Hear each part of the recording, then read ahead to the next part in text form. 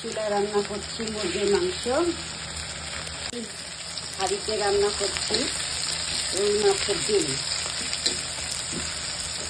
হাঁড়িতে রান্না করছি মুরগির মাংস।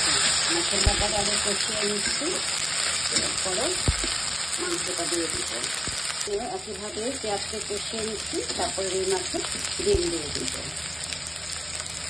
পেঁয়াজটা লাল লাল হয়ে গেছে, এবার একটু পানি দিয়ে দিচ্ছি। এবার দিয়ে দিচ্ছি রসুন পেস্ট, পেস্ট অফ ক্যামেরায় লবণ দিয়ে দিয়েছি। মশলা দেবার পালা, দিচ্ছি হলুদের গুঁড়া, মরিচের গুঁড়া, দিয়ে দিচ্ছি হলুদের গুঁড়া, মরিচের গুঁড়া, ধনিয়া পাউডার।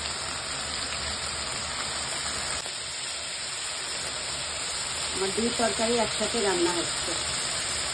কিছুক্ষণের জন্য ঢেকে দিচ্ছি যাতে পেঁয়াজটা খুব ভালো করে গলে যায়। ডিম ভুনা করবো, পেঁয়াজটা কষানো হয়ে গেছে, টমেটো দিয়ে দিচ্ছি।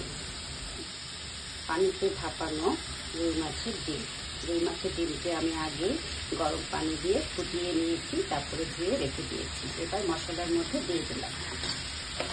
মশলা কষানো শেষ, এবার মাংস দিয়ে দিচ্ছি।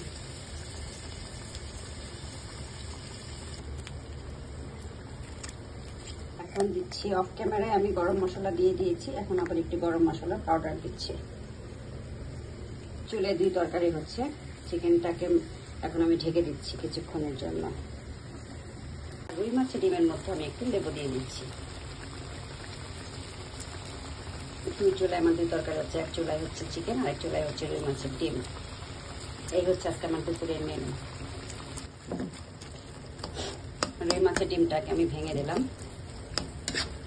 আর এই রুই মাছের ডিমের তরকারিটা একটু ঝাল ঝাল করে খেলে বেশ ভালো লাগে। পানি দিয়ে দিয়েছি, এবার দিয়ে দিব কাঁচামরিচ। আর এই কাঁচামরিচগুলো বেশি ঝাল না। যাই হোক, এবার ঢেকে রাখবো।